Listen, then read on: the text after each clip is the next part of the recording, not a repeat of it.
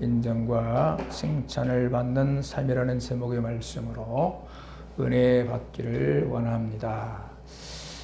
올 한 해도 어느덧 석양에 지는 해처럼 지고 있습니다. 카렌더에 단 한 장이 남아 있습니다. 12월 달 한 장 중에 며칠이 남아 있습니까? 며칠 남지 않았어요. 참 세월이 빠르구나 싶습니다. 우리 인생도 이렇게 빠른 세월과 함께 편성되어서 지나가고 있습니다. 이 즈음에서 나름대로 생각되어지는 것이 있는데, 그것은 우리가 남은 생애 동안에 어떻게 살 것인가.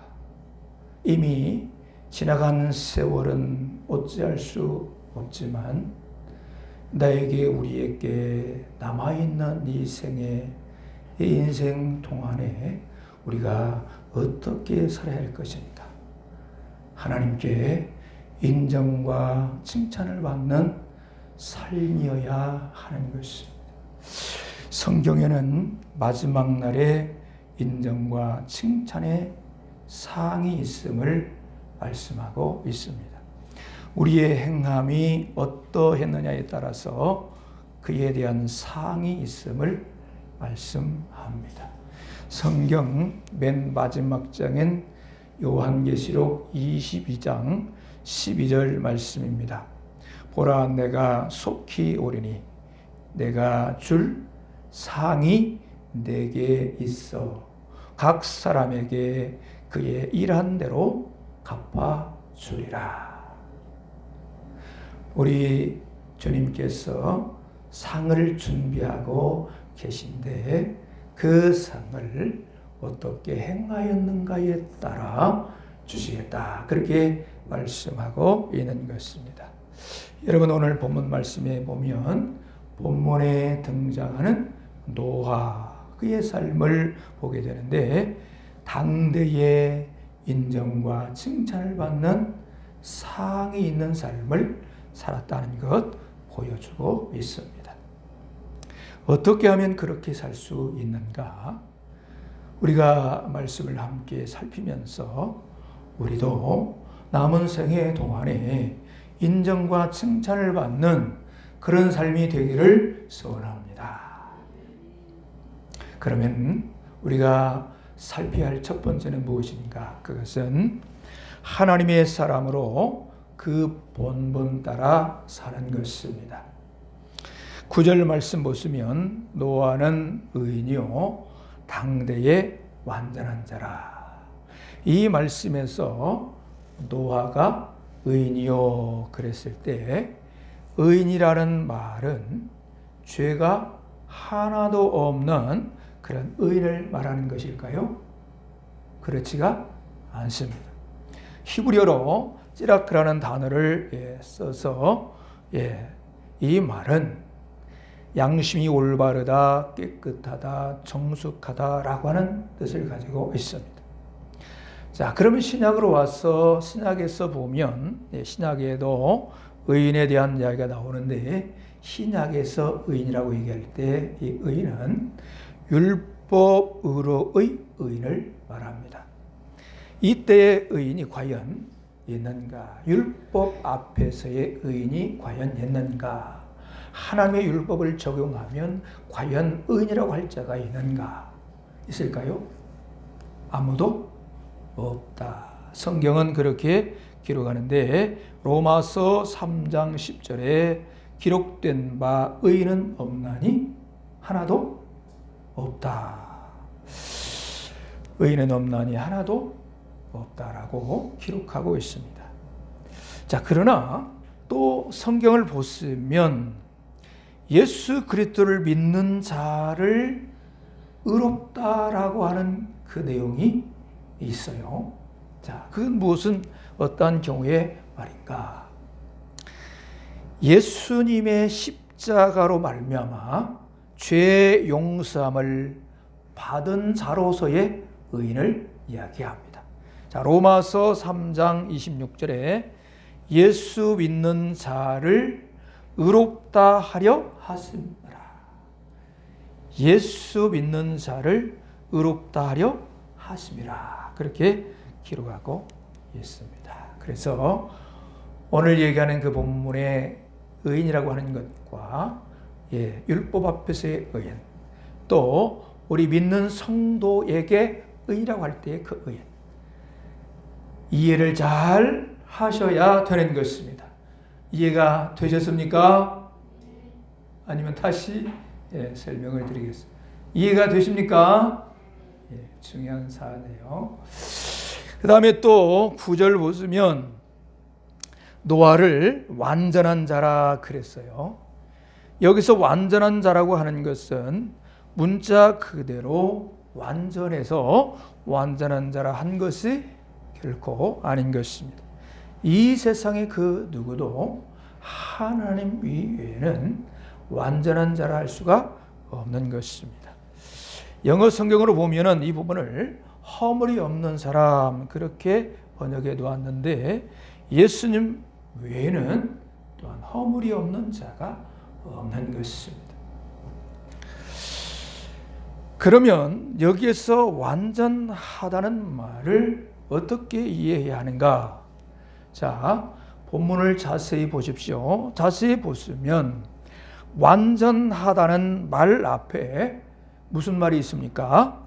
당대에 그 시대 그 상황에서의 당대라는 말이 있습니다. 즉 노아는 그 당시 다른 사람들과 비교했을 때 완전하다는 평가를 받은 것입니다. 그들과 비교했을 때 그만큼 허물이 없는 사람이었다라고 하는 것입니다.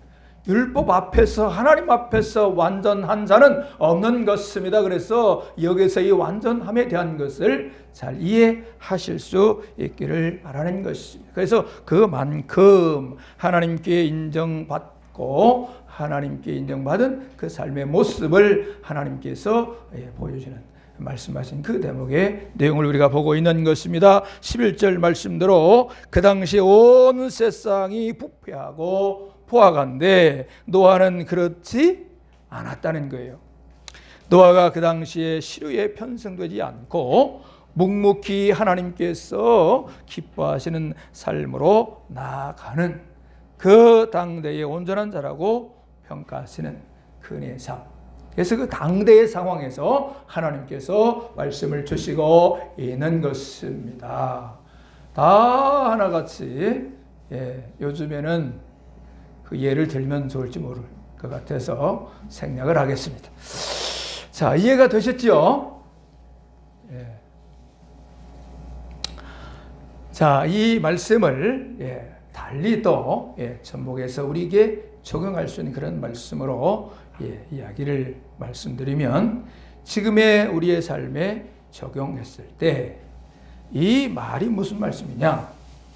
하나님의 사람으로 그 본분 따라 사는 것을 말씀하는 것입니다. 자, 하나님의 사람으로 그 본분 따라 사는 것. 자, 예를 들어서 말씀을 드리겠습니다. 학생의 본분을 다해서 학교 생활을 한 학생과 학생 본분을 벗어난 학생의 생활을 비교해 봅니다. 학생의 본분을 벗어난 탈선을 한 학생은 온전한 학교 생활을 한 학생이라고 볼 수가 없는 것입니다. 그러나 학생의 본분을 지키며 학교 생활을 잘한 학생은 학교 생활이 완전한 학생, 온전한 학생이라고 인정과 칭찬을 받는 것입니다. 저의 친구 중에 한 아이가 있었습니다. 우리 온 학생들은 다 학교에 등교해서 공부를 하는데 그 자리는 거의 대부분 비어 있습니다.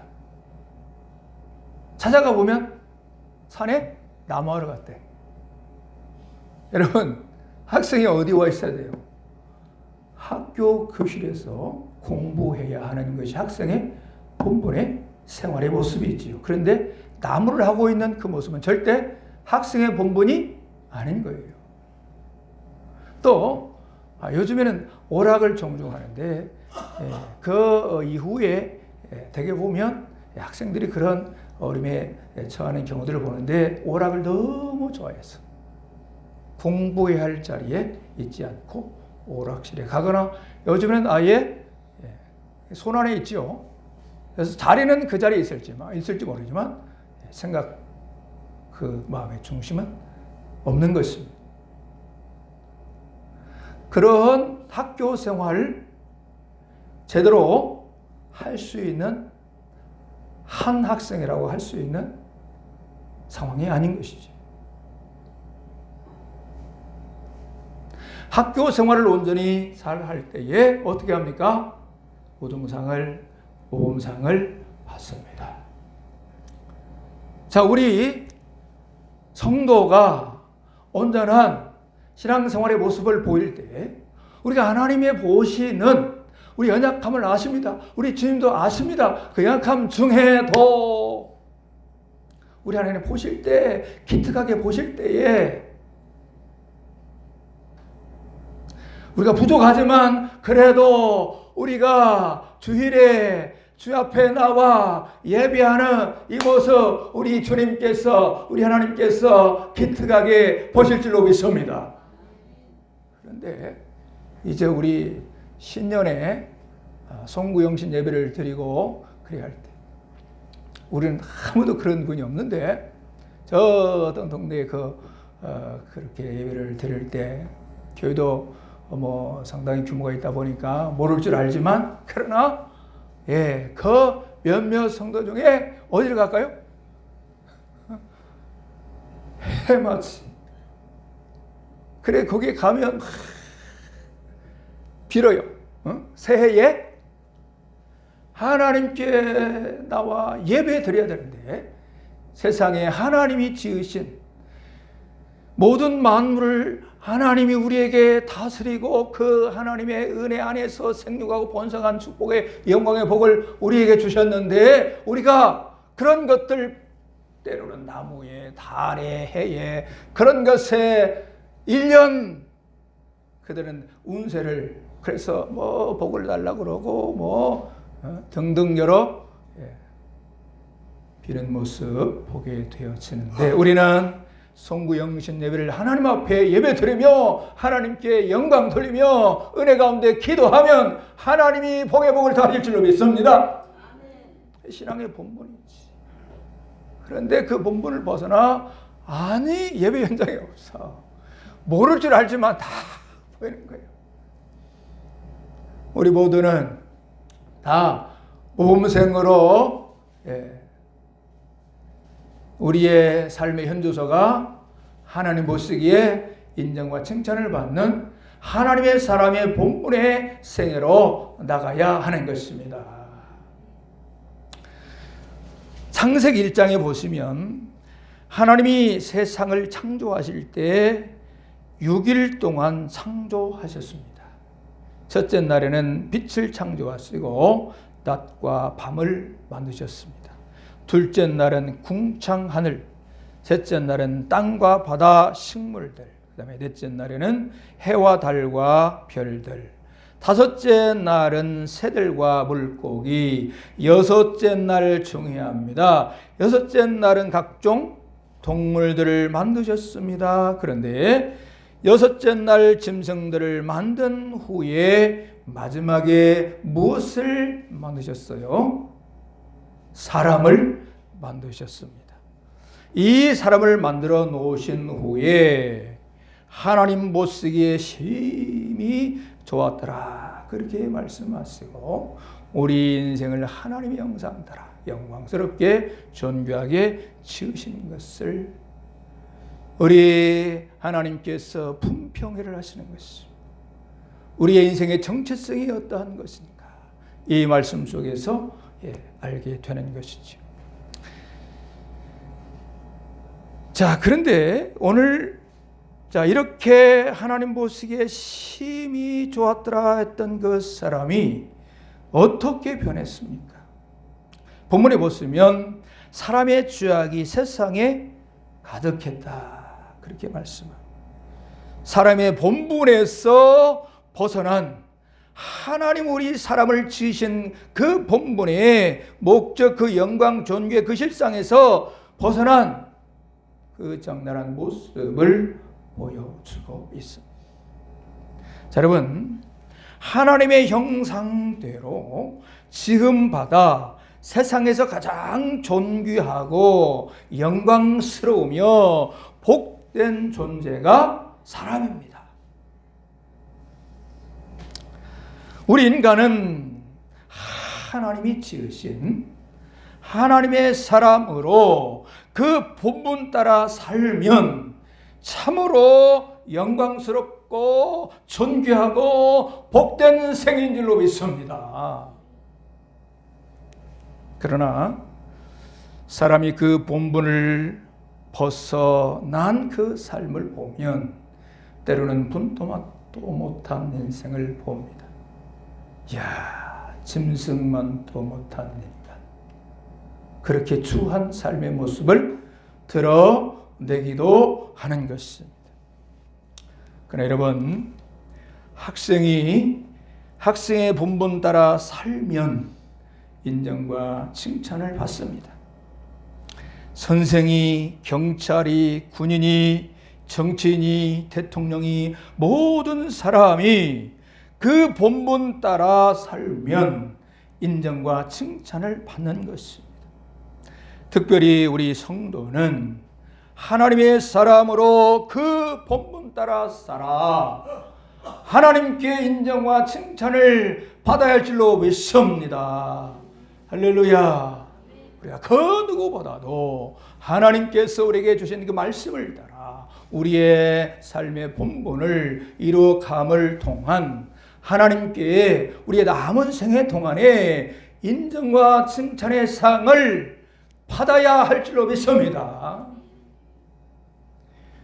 자, 우리 이제 두 번째로 우리 노아가 보여주었던 인정과 칭찬의 상, 그 삶을 어떻게 우리가 배울 것인가? 두 번째, 하나님과 동행하는 삶입니다. 하나님과 동행하는 삶. 9절 끝부분에 보시면 그는 하나님과 동행하였으며 노아가 살던 그 시대는 한마디로 엉망이었습니다. 12절 보십시오. 하나님이 보신즉 땅이 부패하였으니 이는 땅에서 모든 혈육 있는 자의 행위가 부패하임이었더라. 인생들이 하나님을 벗어나 죄악된 삶을 사는 것을 보고 있는 것입니다. 그러나 노아는 달랐습니다. 어떻게 달랐습니까? 노아는 의인이요 당대의 완전한 자라 하나님과 동행하였으며, 자, 노아가 그 당시에 사람들과 그들과 달랐다고 했는데 어떻게 그렇게 다를 수 있었는가? 여기 중요한 단서, 무엇을 찾을 수 있는가? 하나님과 동행입니다. 하나님과 동행입니다. 바뀌었지만, 여러분, 우리가 올해의 표 하나님과 동행하는 삶, 이거 해가 바뀌어도 영원토록 이 중요한 말씀을 붙들어야 할 줄로 믿습니다. 해가 바뀌었다고 이 말씀도 바뀌는 게 아닌 것입니다.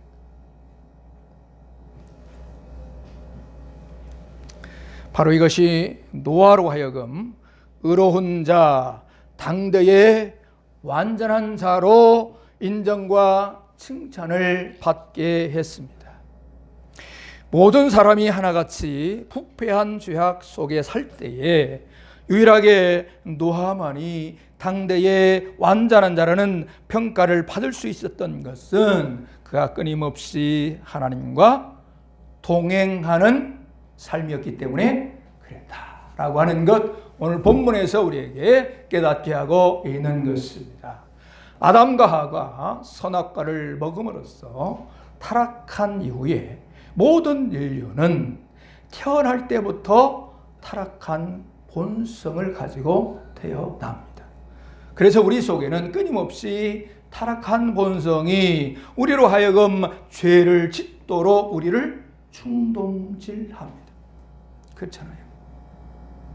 그런 충동을 많이 받습니다.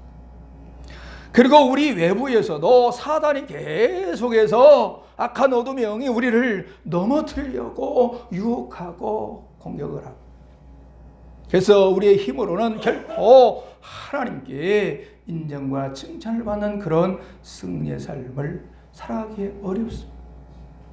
그러나 우리도 하나님과 어떤 삶이요? 동행하는 삶일 때 하나님의 은혜로, 하나님의 도우심으로 죄를 이기고 마귀를 이기고 세상을 이기고 하나님의 뜻대로 하나님을 기쁘시게 드리는 삶으로 살아갈 수 있을 줄로 믿습니다. 그래서 하나님과 동행은 신앙생활의 정도입니다. 너무너무 중요한 것입니다. 엄밀히 말씀드리면 그저 교회만 다니는 것은 신앙생활이 아니에요. 종교 행위입니다. 신앙생활의 진정한 정도요 본질은 하나님과 동행하는 삶일 줄로 믿습니다. 그럴 때 죄를 뛰어넘고, 그럴 때 인정과 칭찬을 받고, 그럴 때 승리하는 삶을 살고, 그럴 때 하나님의 복된 복을 누리며 하나님께서 언약하신 모든 하나님의 특별한 총의 은혜가 우리에게 충만히 임할 줄로 믿습니다. 그래서 축복의 통로가 되는 것입니다. 능력의 통로가 되는 것입니다. 복의 통로가 될 줄로 믿습니다.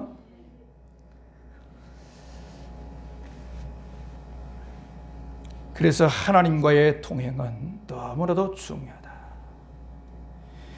죄를 짓는 경우를 가만히 보면요, 죄와 가까워지는 것이 문제가 아니라 하나님과 멀어지는 것이 문제입니다. 가만히 생각해 보십시오. 죄와 가까워지는 것이 문제가 아니라 하나님과 멀어지는 것이 문제입니다. 하나님과 동행하지 못하는 것이 문제가 되는 것입니다. 하나님과 가까워지면 죄와는 멀어집니다. 하나님과 가까워지면 죄와는 멀어집니다. 노아처럼 하나님과 동행하면 자연히 죄를 뛰어넘을 수가 있는 것입니다. 하나님과 동행하는 것이 신앙생활의 정도라고 말씀드렸는데, 우리가 점검해 보시기 바랍니다. 주님과 내가 얼마나 가까이 있는지를 점검해 보시기를 바랍니다. 죄를 짓지 않으려고 하는 것보다도 하나님과 동행하는 것, 하나님께 가까이 나가는 것, 하나님과 동행하는 것이 중요한 줄로 믿습니다. 반대로 생각하는데 결코 그것이 아니에요. 난로 원리에 대해서 이 말씀과 잘 접목해서 말씀을 드린다고 하면 이렇습니다. 우리가 추위를 이겨보려고 예를 쓰죠. 난로에 멀리 있는 상태에서 아무리 추위를 이겨보려고 애를 써도 이기기 어려워요. 그런데 난로 가까이 가면 그 순간에 추위는 따라가는 줄로 믿습니다. 여러분, 이처럼 우리가 하나님께로 가까이 하나님과 동행하면 죄는 떠나가는 것입니다. 죄를 이기고 뛰어넘는 것입니다. 인정받고 승리의 삶으로 나갈 수 있는 줄로 믿습니다. 여러분, 하나님과 동행하는 삶을 통하여서 늘 죄를 이기고 승리하고 하나님의 인정과 칭찬을 받는 우리 남은 세계의 복에 복된 세계로 나가시기를 주의 이름으로 축원합니다. 기도합니다. 할렐루야. 우리 아버지 하나님,